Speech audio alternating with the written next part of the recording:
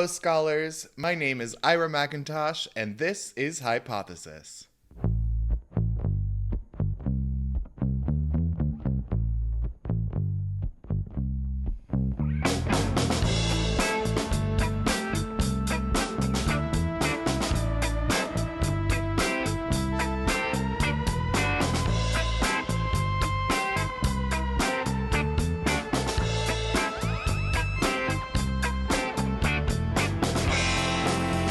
Hey, everyone. Welcome back to the office.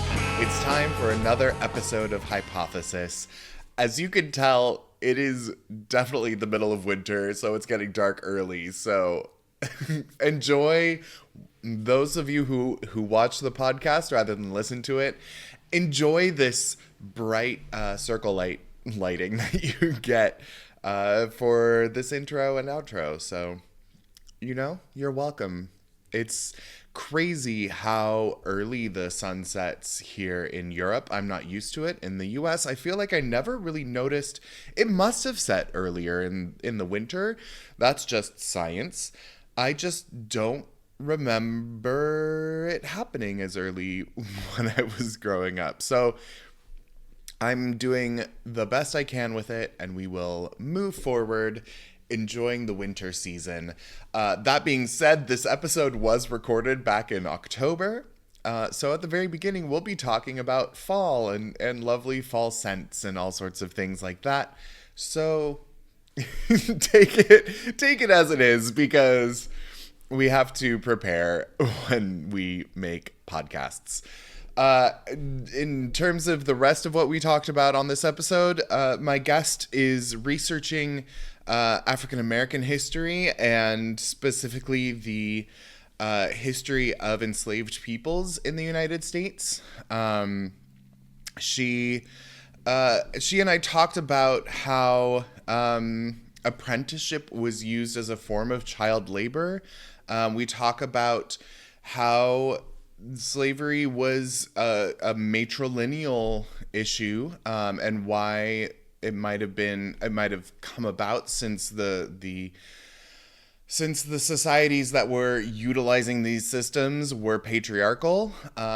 We break that down a little bit, and she works to answer that question.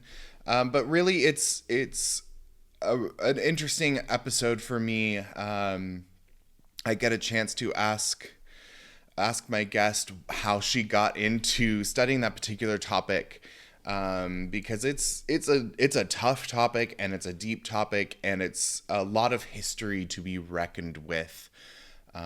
So, we really spend some time discussing how history has been written by the victors and who gets to decide what is written down, and figuring out the decolonizing of the language used in the stories being told in order to make sure that we are getting as close to the accurate history as possible. So without further ado, my guest today is Kaelyn Apple. Kaelyn is a History and African American Studies PhD candidate at Yale University who began sharing her experiences as a non-traditional academic online in 2019. In addition to sharing weekly vlogs and informative content intended to inform non-traditional students on how best to navigate academia and independent research, she has formed an online community called Accepted Society, which contains a recurring membership of over 500 students worldwide. With the ethos that education should be accessible to all, she intends to offer trainings and resources for academic educators and students on how to share their work online to spread the impact of scholarly work with the wider world. Everyone, please welcome to the pod, Kaelyn Apple. There's that voice. But no, and happy first day of October. Welcome to fall. Oh, the it's best so season. lovely. It's the best season. I have my special little cardamom and amber candle running, and it's Delightful. perfect. Yeah, I Yeah. also have a nice little amber candle.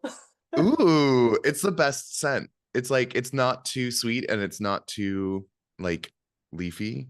I feel like Um it's like the perfect write a dissertation, autumn, sit in a library kind of vibe. So Oh yeah. Oh yeah. There's a candle shop in town here, and they actually discontinued my favorite scent. They had one called Antiquaire, which is like antique store, and it had this Uh, kind of like just subtle this is gonna sound terrible, like this subtle background scent of like mold, like book mold. yeah, I understand. I feel like an academic understands. Yeah, I get it. Yes. Yeah, it was perfect, but surprise, surprise, they didn't sell very many, so they stopped making it. But no, thank you so much for being here. I was wondering if at the beginning, if you could just start off by talking a little bit about your journey into academia and like Mm. why you chose that path, and what you're studying.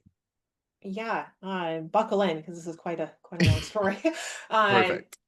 so I actually wasn't a very good student in like high school. So I got moved to a new district. I didn't really fit in there, really struggled with my academics, and I just was constantly told by teachers and my step parents and whatnot that I just wasn't very smart and that I wasn't very capable of getting good grades, and they didn't really know what they could do to help me.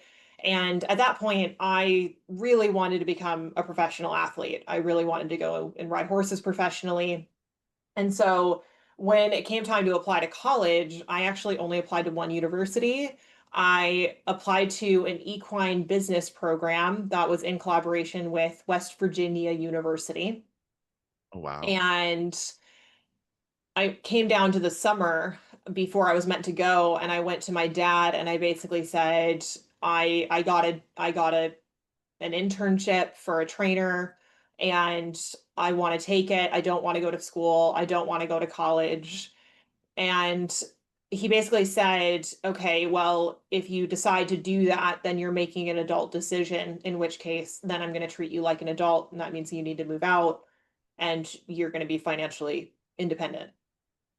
And so I moved out when I was 18 and I started my career as an unpaid intern in the equestrian world.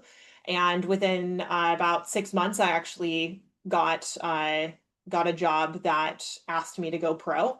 Didn't think it was going to happen that quick. And going pro in the equestrian world, or basically any kind of athlete, athletic profession, it just means that you're getting paid. It's not that special. It's just that you get a paycheck. And so you can't say that you're an amateur anymore. And so I started getting paid and then I started riding horses. And I remember it got to the point where I was like taking some community college classes here and there, but I was not invested in any way. Ironically, my claim to fame is that I actually took a colonial American history class and I failed it. Um, even though I was actually very interested in it, but I was like at horse shows all the time and I wasn't committed. Yeah. And it wasn't until I had been in the profession for about 2 years. So I was like 19, about to turn 20. And I had this kind of epiphany while I was at a horse show. It was like I was like at the peak of my career, was riding really well, had a big string of horses, had a lot of clients. Things were like the best it possibly could have been. And I just remember coming home from a show one day and just sitting there and thinking, this can't possibly be it. Mm, Like this can't the top of Mount Olympus can't possibly be this unsatisfying. yeah. And so I just remembered thinking about what it is that I wanted to do. And I had a lot of really great people in my life at the time who offered mentorship and guidance and basically said, go back to school, like give yourself opportunities, open up a couple of doors. So that way, if this profession doesn't pan out, you have something to go to. And so I went to community college with the thought that I was like, oh, I'll just get an associate's degree. Maybe I'll go get a bachelor's. And I went back with the intention of really focusing on a subject that I was like, oh, I'll just get a degree in history because I really like history. And I just fell in love with research. And I took a class on race, ethnicity, and immigration. And I remember that class was just so eye-opening to me. And it was a Mm, perspective on history that I hadn't been taught. It was really centering Indigenous voices. It was centering like migrant, immigrant voices. And it was just a perspective on history that I hadn't been taught.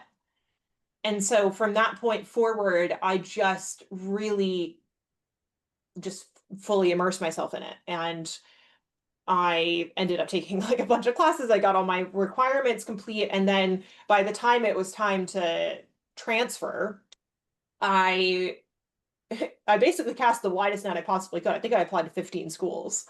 And yeah, it's crazy. And at the time, That's I impressive.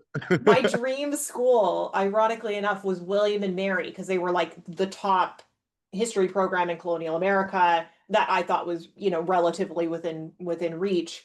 And it was funny because I got into almost every school I applied to, including UCLA, and I got into William and Mary. And I remember getting into UCLA and one of my friends thinking that it was absolutely insane that I wasn't gonna take the offer. They're like, you just got into one of the hardest schools to get into in the United States. Like, why wouldn't you go? Yeah. And it wasn't until I had gone to the campus and then I had like heard about the honors thesis and other research opportunities and whatnot that I decided that that's where I'd end up. And yeah, I started doing research while I was there. I majored in history and African American studies for a variety of reasons, primarily being that I came across it was Sally Hemings or Thomas Jefferson and Sally Hemings, An American Controversy by Annette Gordon Reed. I came across that because it was mentioned on a podcast when I was in community college. And again, I just had this moment of like, why did nobody teach me this? Like, Mm, why didn't I learn this? And I just wanted to make sure that my education was centered on experiences that were not known to me. Um, mm. and so that's why I decided to go into history and African American studies. And so I started doing research, and then I got this. I By the grace of God, I just decided that I would apply to Oxford and Cambridge. And I got into Oxford for my master's, and that was the turning point to me when Mm. I saw a fork in the road of I can go and pursue law, which was originally my plan, or I can really go down this track of becoming a historian. And something in my gut just told me that that was the right thing to do. And went and got a master's, applied for PhD programs, and now I am writing up my dissertation at Yale. And yeah, so that's the very kind of long story of how I got into education. It was really a love of research. I also really found my way to history because of all of the public work that historians were doing, primarily with documentaries, podcasts, blogs at the time, op-eds that, scholars like Annette Gordon Reed or Peter Onuf and those guys that they were involved in. And so, yeah, I owe a lot to them. I mean, history is one of those subjects that you really don't get into unless someone opens that door. Like Yeah. it's not weirdly, you'd think as humans we would be interested to know where we came from, but Mhm. it I think because of how in like high school and younger grades, it's such a dry subject that it's so Yeah. hard to conceptualize and so hard to humanize that um it really takes a good scholar or someone just excited about the subject to kind of unlock that door and be like, here, Yeah. this is an entire world you can research. Have fun. Yeah. What is, I mean, this may be a stupid question, but do people ever look at you and say, why are you in African American studies? All the time. All the time. How do those conversations There are Reddit go? threads about why I'm studying African American studies. Um so I grew up in California. I grew up in a Raleigh, the known progressive state. I grew up in a rather progressive family, and when I was introduced to Annette Gordon Reed's work and I was introduced to work around the experiences primarily of Black women in early America, I couldn't think of a single reference from my grade school education where that kind of white supremacist narrative had been challenged. Like even teachers that I worked with that I revered as people that, were really, caring, compassionate, empathetic, um, cognizant, progressive teachers still, told the story of how Rosa Parks was tired. And that's why she Mhm. sat on the bus. And that, slavery, it wasn't so bad. And there were some people that treated them well. And, just these narratives that uphold this idea of our ancestors that's not truthful. And I decided when I went to UCLA that I wasn't going to study the history I knew. I wanted to study a history that challenged my perception. And so, I mean, I took classes in African American history, I took classes in African history, Southeast Asian religious history. Like, I took classes across a wide array of subjects.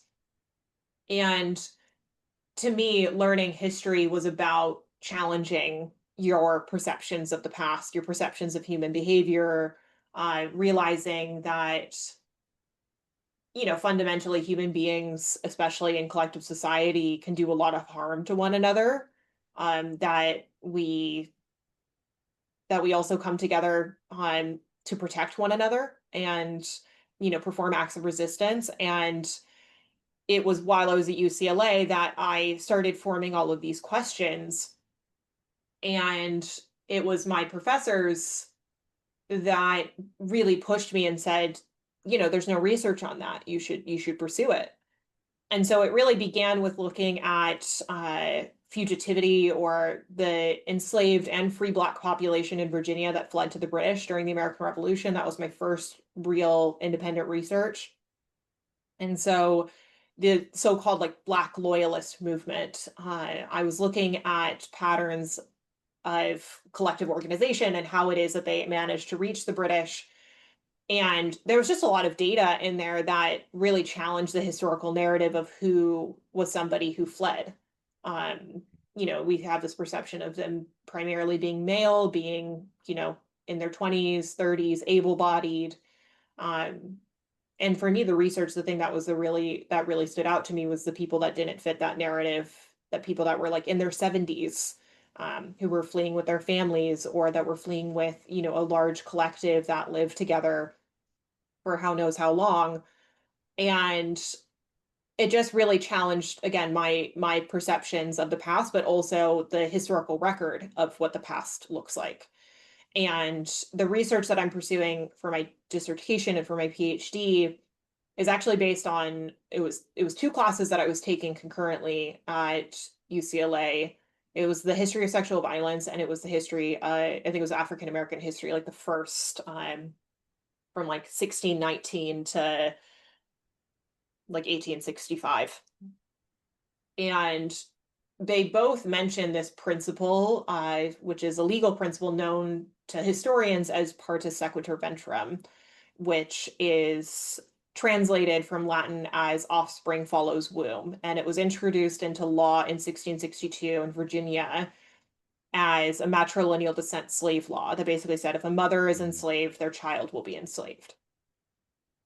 And historians really cite it as this kind of catalyst for the population boom in the 18th century. So, I mean, the slave trade obviously like really hits its peak in the 18th century, but in addition to that, North America grew so substantially in terms of its enslaved population because of what is, it's kind of like euphemistically termed as natural increase. I disagree with that terminology, but because I don't think there's anything particularly natural about it. Um, but that kind of principle was responsible for so much of how the enslaved population in North America became as we know it, as being such a like fundamentally economically viable system. And I raised my hand in seminar or in lecture, and I basically said, where did it come from? Why did they enact that law? Knowing the English, it's a highly paternalistic and very patriarchal society in terms of its legal system. It really focuses on what passes down from the father to a son. we don't really have any principle, at least to my knowledge at the time, that looked at from the mother to the child. It was always from the father to the child, and primarily from the father to the son.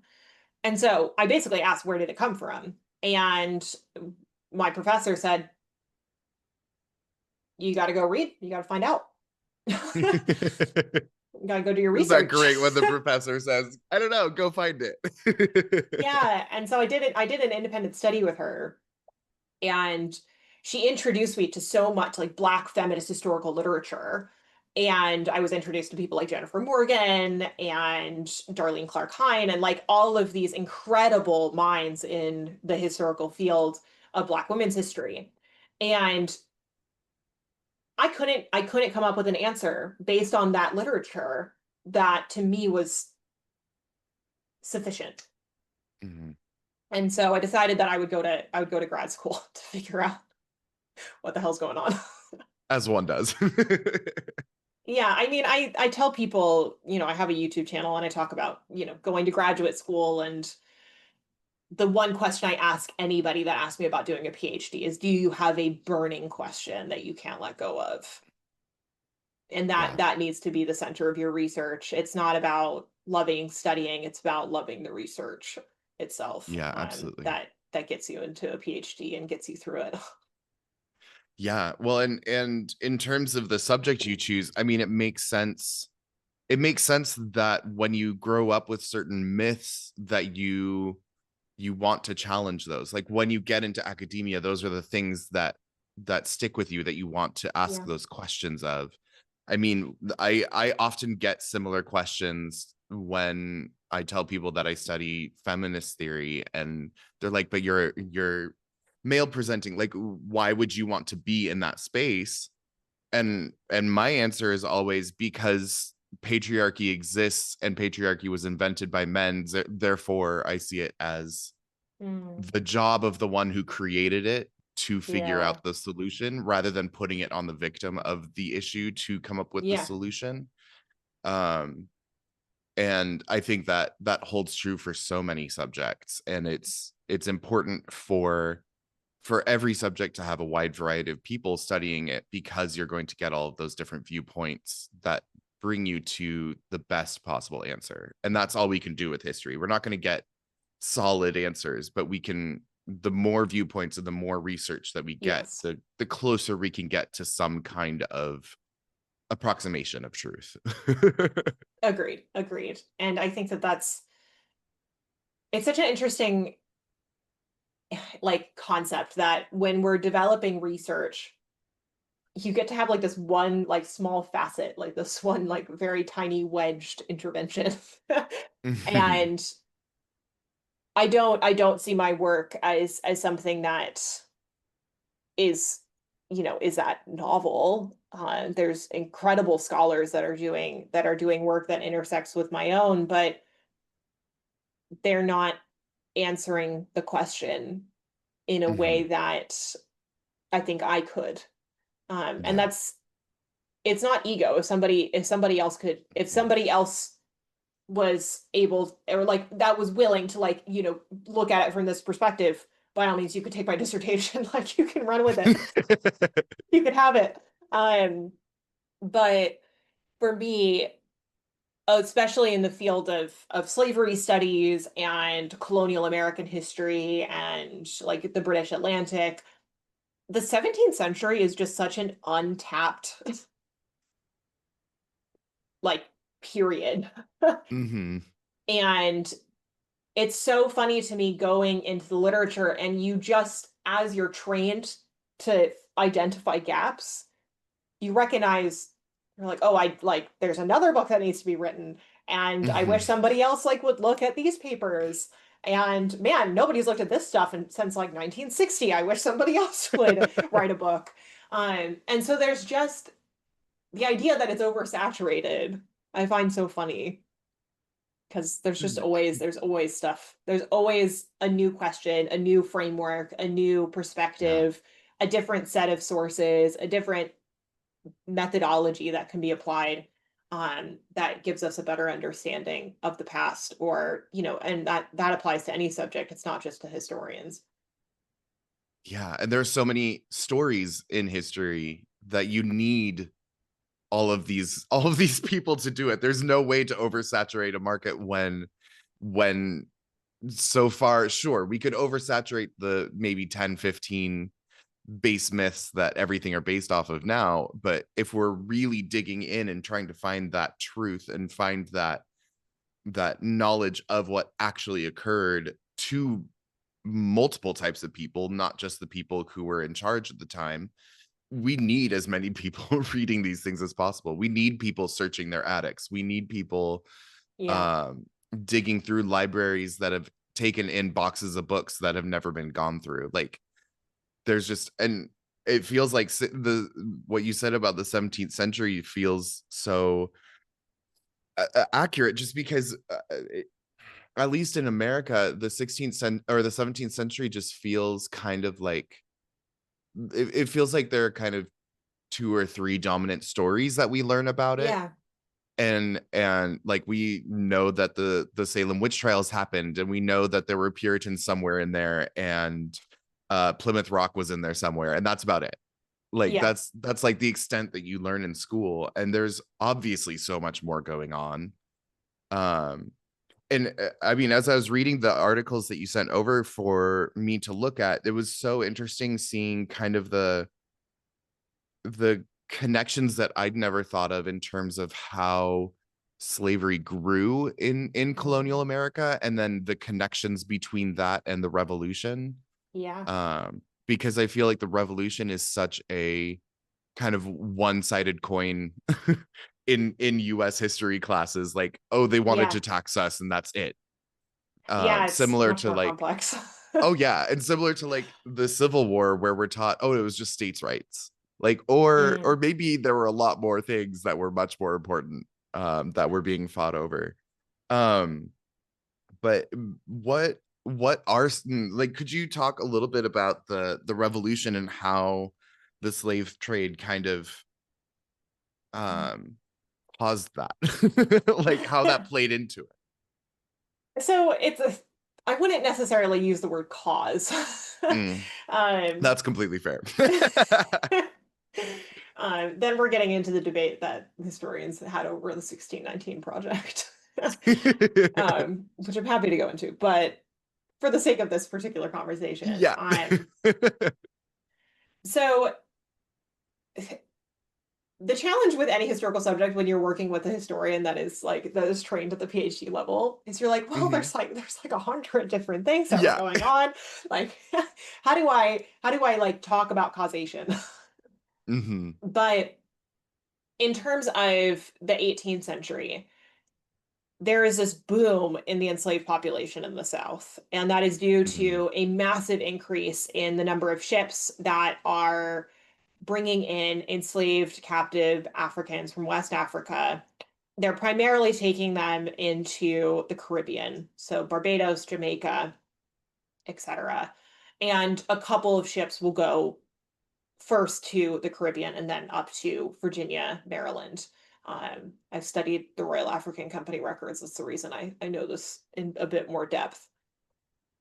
And in addition to that, the actual kind of living conditions of the 18th century improved such that the population generally that was settling uh, in Virginia boomed. Not just the enslaved population, but also the the migrant English population.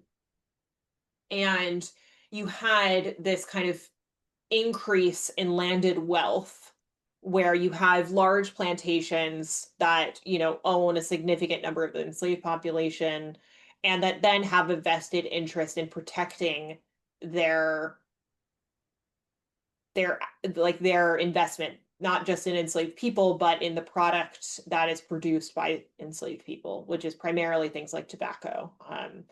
It looks a little bit different in the low country. You also have things like indigo, rice, but my primary focus is on Virginia. And when England essentially needed to pay back a lot of their debt and basically kind of counteract all of the massive expense from the 7 Years' War, they turned to the colonists and basically said, hey, like we sent a lot of resource over to you to protect you during the French and Indian War. And you have also kind of been in a, like existing in a state whereby you haven't actually had to participate in the taxation economy of the English Empire to the same extent as if you were in England. So it's time to pay up. It's time to pay the piper. Hmm. And by the way, this is like for any historian listening to this, I understand this is broad strokes. Yes, yes. We don't have uh, enough time to get into extreme detail here. I'm like, do I, how do I cite Woody Holton? Like, um, and the colonists themselves basically, for a variety of reasons, including one that they've existed with a fair amount of autonomy up to this point, are saying, no, we're sending all of this capital, like all of this supply, in goods to England. Hmm. How dare you tax us? Yeah. um, and secondly, and this is what like Mark Peterson looks at and whatnot, is that in addition to that argument, there was also a lot of smuggling going on, not Mm. necessarily in Virginia, but more so in Massachusetts and in New England. And this crackdown on what kind of supply was going to be brought into the harbor and like monitored and regulated, was getting cracked down on. And that really pissed off a lot of people that were making a lot of money smuggling in sugar from places like Barbados. Yeah. Essentially, the colonies had more autonomy than they would have as people living in London or in England. And the English Empire basically said, okay, you guys need to start paying up and, supporting the empire that's growing. And the colonists said, we don't want to do that. In addition to that, we don't have any representation in parliament. Hmm. How can you enact a set of laws if we're not represented? And in terms of how like slavery plays into this is a very New England focused argument. Hmm. Most of the argument about the American Revolution really focuses on how this like is adapted in Boston. But when it comes to the protection of slavery, what's really interesting is that when they bring the Continental Congress together, Jefferson is asked to write the Declaration of Independence. Mind you, this is after like a lot of deliberation, the Olive Branch petition, many attempts to try to like rectify the situation with England that didn't work. And so he gets asked to draft the Declaration. And interestingly, his first draft mentions that England has essentially like pushed slavery onto the colonies. That they like England has placed the colonies in a precarious position by bringing so many enslaved Africans to the colonies. Interesting. That line gets eliminated. You can read it in the first draft. It's still, we still have the first draft. There's a yeah, there's a series of really good books about it. Anyway, I I'm just like thinking historiographically about all the things that I'm skipping over. I feel like I'm like taking comprehensive exams right now. And the and when the British start essentially sending the Navy in or sending their army in order to quell dissent, the British also put out a proclamation that says if you are owned by a rebel, if you are enslaved by a rebel, and you come to fight for the British, we will free you. Which obviously really pissed off a lot of planters. Yeah. So that's where like my undergraduate research begins, is like that point in time in Got which it. Dunmore's proclamation creates this frenzy among especially the Virginians about Mm. the location of the British, and are they going to, take enslaved people with them? Jefferson says that in his farm book that they were taken by the enemy. And in some lines, what's interesting is that he says taken by the enemy, but then there's like two lines where he says fled by the enemy or fled to the enemy, which is a very different Yeah. framing. So Yeah. I mean, all of that completely recontextualizes the revolution and at least the story that we're kind of taught in the US growing up is just, oh, King George III was crazy and mhm, decided out of the blue just decided to start taxing us and wouldn't let us have any voice in what was going on in parliament, so therefore we had no choice but to demand independence and cause a major war between the two countries. yeah. And that just completely recontextualizes the whole thing and humanizes England in a way. um I mean, just it sure, George was not fully sane, but like but He had some it health issues. yeah, but it that shows that there was more going on, that it wasn't just this insane despot ruler who was just throwing No. things at us because he wanted to wreak havoc. No, and what's interesting to me is how American history, the way it's taught, you don't actually learn about the petition. So there Hmm. was a petition that was signed by the Continental Congress called the Olive Branch Petition, where they basically said, Mm. "Yo, Georgie, like we really, we are your loving children. Yeah. Like, can you just like cut us a break?" Yeah. In plain English. But it basically like outlined how it is that they believe that they could have a relationship Mm. with England that would, serve the needs of both parties. And he essentially wrote them a letter back saying, "You are committing treason." Oops. I mean, uh, that it also gives more reason as to why when I went to the UK for the first time, of course, being an American in the UK, that topic comes up every yeah. once in a while. And I referred to it as the Revolutionary War. They were like, the what? You mean the American Mm, War of Independence? And it yeah. just even just in that framing and how it's Yeah. talked about really shows that difference and why it's important to have people who are re-researching these things and re-asking these questions, Yeah. because both sides of the war are going to see it completely differently and there must be something in between that's much closer to the truth. And ironically, like the way that the British remember, so not just the British public, but the British Academy.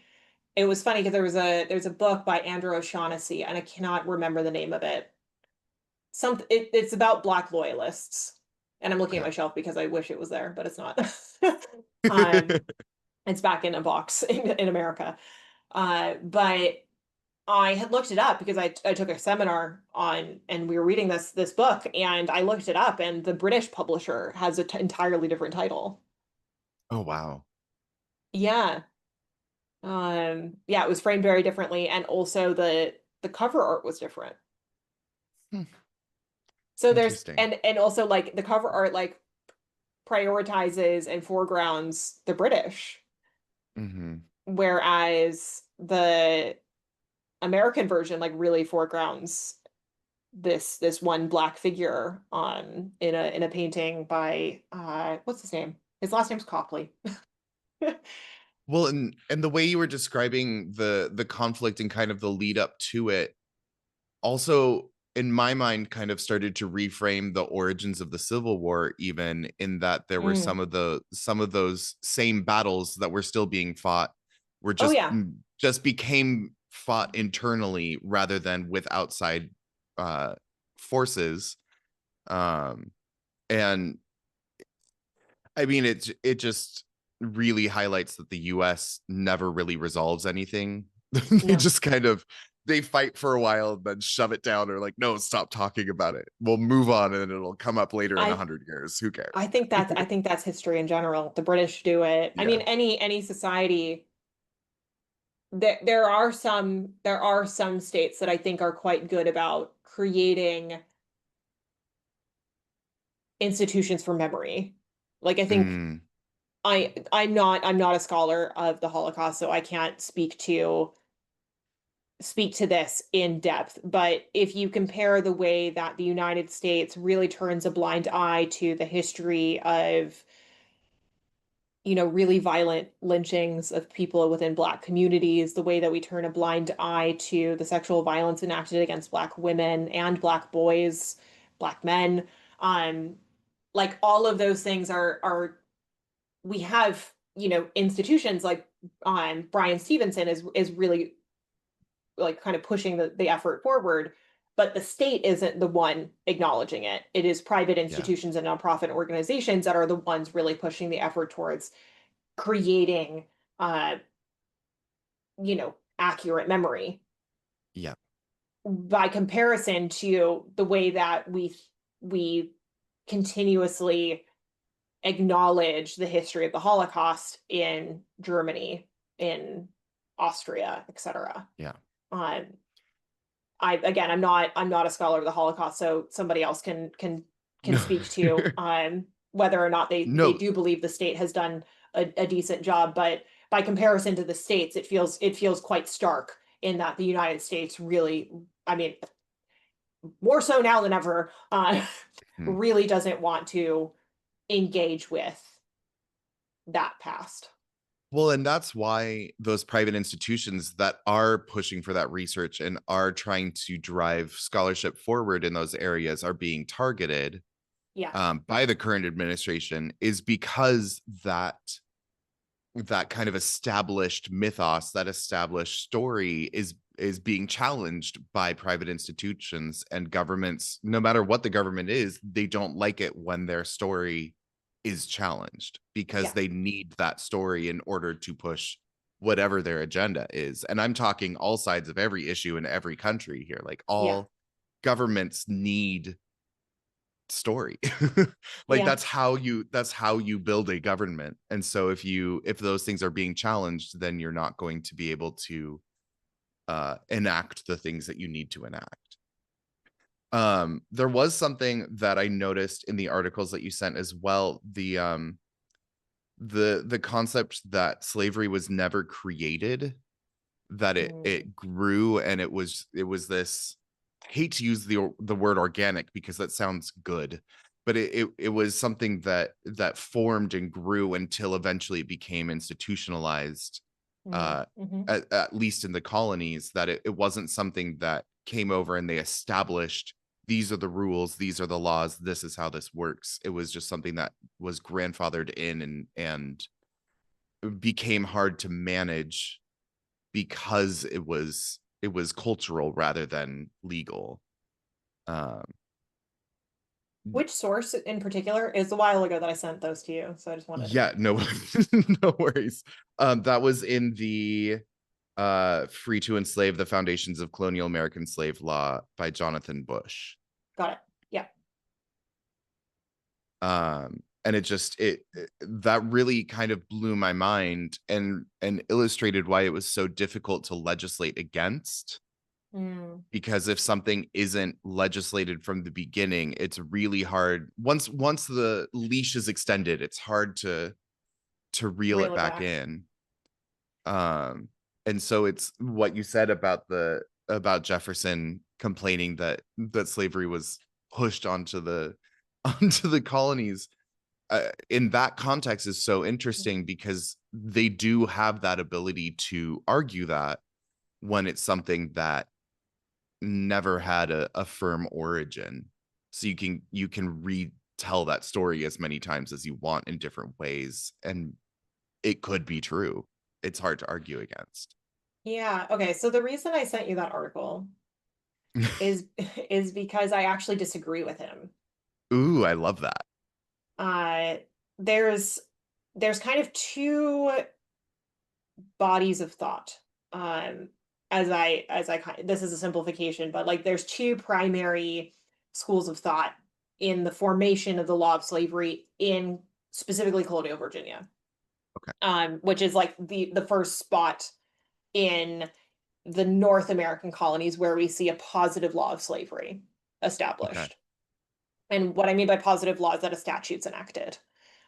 It's not the first place in the English Empire, in English Atlantic, that it's enacted, but it's the first place in North America. And the first school of thought basically says that it was this kind of, it was born out of this necessity for labor, that there was a lack of English folk who they could bring in as indentured servants, who they could coerce into a system of labor. The chapter I'm writing right now shows all of the different ways that they tried to fix that. They tried to bring in imprisoned convicts. They tried to send women so it would be more appealing to men to move over to Virginia. They also tried to send destitute and orphaned and illegitimate children. They did everything that they could in order to entice people to go to the colonies. And it was a losing battle because all of this news was coming back that like everyone's dying, like it's not going Hmm. well. This initial project is very faulty, and so we have all of these accounts, where like a teenage boy goes to Virginia sent by his parents, and he's like begging them to send him home. um and he ended up dying before he was actually able to, I think before the letter even reached his parents. And so England had a labor problem. And what we see historically is that, the population is very, very, very slowly rising.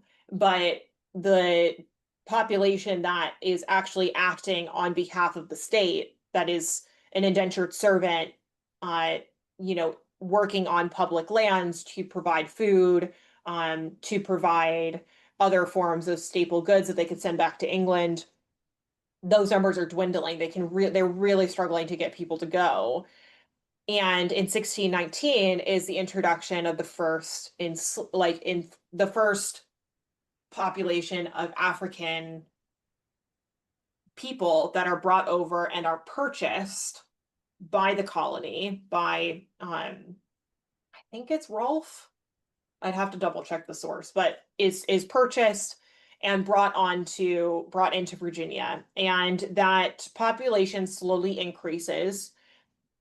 It's still very slight, but throughout that time, a lot of the Black population are treated very similar to indentured servants. So by the time they reach adulthood, they acquire their plot of land. We have an example of Anthony Johnson, who is one who does acquire land and does actually bring in his own indentured servants to labor Mm. for him. And what we see progressively is that there is an ideological kind of separation in what the way that the law starts to treat Black men and women and their children and white indentured servants. Mm. And 1662 is that it well, I argue 1662 is the turning point. Kathleen Brown would argue that it's the tax code. But that kind of narrative of like this kind of economic progression that is based on this need for labor has for a very long time held a lot of merit in the field of early American history. To me, the parta sequitur ventrum law is where that argument falls short, because it is a very deliberate law. It says, even if the father is a free Englishman, if the mother is enslaved, so will be her child. That in language is so specific. Hmm. And to me, that is an indication that there is kind of positive intent, and not positive in terms of it's a good thing, and positive in terms of there is an active intent, um, deliberate intent to establish a law of slavery that creates an intergenerational component. Now, the second school of thought, which I can't remember if I sent it to you, is about legal borrowing, where Mm. Jennifer Yeah. Morgan and others have said, well, the English are positively and actively taking examples from the Spanish who were successful in terms of developing an economically viable colony, and they're taking those principles and they're trying to apply it to the situation, in which they see the Spanish enslaving Black African people, and so therefore they will too. Mhm. Um, Whereas for my research, I think that it's a progressive but a deliberate act Yeah. to establish um, a captive labor law. Yeah. I mean, when you first brought up the question about um the the line of succession, as it were, going from mother to child, my immediate reaction to that was, oh, they wanted to protect these white White men guys. who were using their enslaved people in ways they shouldn't have been, Yeah. um, so that they didn't have to support the children that were coming from those situations. Hmm. Yeah. Like It's, I just tried to put that in a podcast friendly way, but like yeah. I uh, mean, the challenge with the history is that this isn't it's not a history that I'm writing that has a happy ending. yeah, no, absolutely. And And it's very difficult, but yeah, the intent that I have with the dissertation and with this research is there needs to be more culpability in the way we mm, tell this story. There were mhm, lawmakers in Virginia and in England who were thinking about how do we create an economically viable system. Let's invest in the slave trade. Let's create a system of laws in the colonies that makes it so that way our investment in the slave trade is protected. yeah. And that's it's an ugly history, but it's a history that really tries to get at the truth of how the system came to be. Yeah. And by sidestepping it and saying that, oh, it was just kind of something that just like progressed, and it doesn't hold people accountable. And Yeah. that's always the part that hasn't sat right with me. And It's a convenient story because it it is. absolves people of responsibility and allows them to say what I was saying earlier. It allows people to say that. It allows people to make excuses and say it's okay that we have it because, oh, it was just a natural progression from one to the next, and therefore we need to just leave it be, because clearly this is how it was meant to be. Yeah. It's the catch 22 of naturalization. Is we When we're naturalized into something, we think that's just how it is. We think Yeah. that's how it's always been. When in reality, the generally things that have only been around for maybe a decade or two, maybe five, like Yeah. like uh pink and blue being the colors for girls and boys respectively, is that's been around since the maybe the earliest you could point to would be the 40s with the Yeah. industrialization of dyes. Like but we've been so naturalized into that thinking that now we think, oh, it's always been that way. The ancient Egyptians must have been using pink and blue for their boys, for their girls and boys. Like, so it's hard to challenge those things because so many people just go with it under the guise of common sense, or the um the idea that, well, since it's always been there, why change it? Yeah. um and yeah, it's we just need to question everything all the time. All the time. It's exhausting, but it needs to happen. Yes. I mean, I could keep talking about this forever, but we've already been talking for an hour about this, and I absolutely I, I don't want to. I want to be respectful of your time, so I won't keep you talking about this forever. So let's change over to talk about the do synthesis questions. Yay! So this is a series of questions that I ask all of my guests. Hmm. And I don't want you to think too hard about your answers, just whatever comes to mind first. So question Okay. number one is, what is your typical executive dysfunction or rest day activity? Ooh, okay. I go and get pastries at a new, like my partner and I, we try new pastry shops around London every Saturday. And Ooh, so we have a list where we have like a ranking system, and we have like our own Michelin star kind of guide. So if anybody's coming to London and needs pastry recommendations, just shoot me a message. But yeah, that's every Saturday. That's my special time to just decompress and go eat a nice pastry. that's so smart to do it weekly too, instead of waiting until you just like can't get out of bed. Question two, what is your favorite setting to work on your research? Oxford. That's Yeah, fair. I take the train and I go and work in the library in Oxford. It's, not the most efficient in terms of travel, but I get so much work done there. As someone who is currently applying for PhDs at Oxford, I feel that, and I'm hoping for that. What is one thing an advisor has told you that has stuck with you? And this could be positive or negative. Oh gosh. I've had such I it's not just my advisor. I've had such good mentors in my time. Mm, I'm so grateful. I had a I had a professor who she sat me down and I would go to her office hours every week, and she her tone changed, and she's like, Kaylin, one day you're gonna find your voice as a scholar, and the way that you find it is just by continuing to write and continuing to talk about the things that matter. And I walked away from that, and I just remembered thinking that I needed to talk about my work more. And so that's mm. part of why I started my YouTube channel. That's amazing advice, but it's also a little backhanded. Oh yeah. Oh yeah. I was like, "What, Joanne? What are you getting at?" What are you saying about my current research? Um, if you could choose any other area of research, what would you choose and why?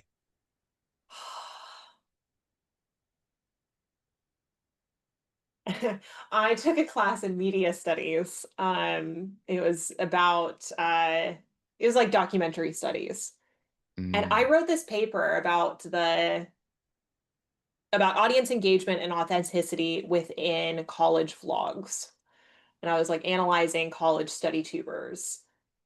And that paper was so much fun to write. I would love to continue doing research in that area. nice.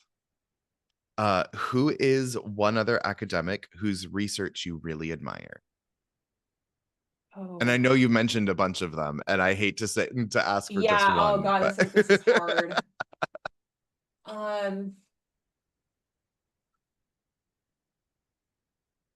Urvashi Chakravarti. She's a professor at University of Toronto. She wrote this book called Fictions of Consent, and it basically looks at uh, coerced labor, bond labor in the early modern period. And she's a literary scholar, but oh, God, her book is just unreal. Her research is just incredible. It's Yeah, she looks at how dress, like the act of wearing a livery, categorizes mm, somebody as somebody who is a servant or is on staff. Um, and yeah, she just looks at all of these examples in which especially young boys are trained to see their position in society as separate and as greater than somebody who is meant to service them. um mm, and I just think her research is brilliant. I hope to meet her someday. it's fascinating. I'm going to look that up. What is a question you've never been able to answer? Ooh, okay, I think I'm close to the answer. um but what is the legal origin of the 1662 statute known as Partus Mm. Sequitur in Virginia. I look forward to reading your finished dissertation and finding the answer. I hope it's substantive. And then the last question, what font do you wish you could present your research in? Oh, that's such a good question. I fucking love that. I'm sorry for swearing. Uh, thank you for asking this. I love the Garamond font. Me There's too. oh, like Oh, I finally. I write everything in it. It's so Yep. beautiful. If I could replace Times New Roman, that's what I would use. Oh, it's so nice to meet a fellow Garamond lover. It's the best. It's so beautiful. It just feels like you're reading like a Victorian novel while you're writing in it. It It's makes it just so much more there's just enjoyable. something so like crispy. Yes. Oh, oh, that made me so happy. That just made my night. And do you have anything to promote or to tell the audience to find you on? So you can find me on social media at Kaelyn Grace Apple, but the thing that I want to tell you all about is Accepted Society, which is an online community for lifelong learners. We've got students, researchers, independent scholars, as well as just some wonderful people that love learning. And we have study sessions that run around the clock. Everybody in the world is welcome. We've got a community of over 500 members that are Wow. at all stages of their education. And I started it because I was feeling lonely in academia. And this offers a space where you are seen, where you feel that sense of belonging, and where you don't have to mask, where you don't have to pretend, where you just get to be yourself. And so check out Accepted. I love that. I will absolutely be using that because I need I need to be kept consistent in my studying. So, thank you so much for joining me on the pod today, and we will talk to you all later. Bye.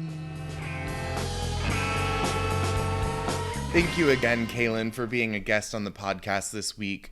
Everyone, I really hope that this episode was able to maybe, if not answer questions, at least give you hope that people are asking these questions and looking at history in new ways and trying to find ways to lift up voices that previously weren't heard from or weren't allowed to be heard. So, thank you again for being here. Thank you all for listening. If you would like to submit any questions to my podcast guest or to myself, you can do so on our Instagram at hypothesispod or via email at podcasthypothesis@gmail.com. You also can submit audio questions to us on speakpipe.com/hypothesispodcast. That's speakpipe.com/hypothesispodcast. All of the articles, as always, that were discussed in this episode will be on my Substack. That's iramcintosh.substack.com. iramcintosh.substack.com. Please follow all of our socials for the newest information and for updates on upcoming episodes and maybe some events in the future. Again, our Instagram is at hypothesispod. You can also find myself on Instagram at Ira A. McIntosh or on TikTok at The Gay Ethnographer. You can also find me on YouTube at The Gay Ethnographer. If you're one of those who likes to watch podcasts rather than listen to them, you can find the videos on YouTube or on my Substack as well, just to make it a little bit easier to consume, because that's what we're all about in this culture. We're a consumer culture. Please subscribe, rate, review, and share with your friends. If you didn't know, when you're listening to a podcast, you need to download the episode in order for it to count for our back of house numbers. And those numbers will help us if we ever want to be picked up by a network or maybe run some ads. I promise I don't want to make this anything that will have tons and tons of ads that you have to skip through. But this is currently only a labor of love. So any support you can lend would be great. So please tell your friends. Please follow us on our socials. Please rate, review, and subscribe. Let's fight misinformation together. Go read a book and have a wonderful day. Bye.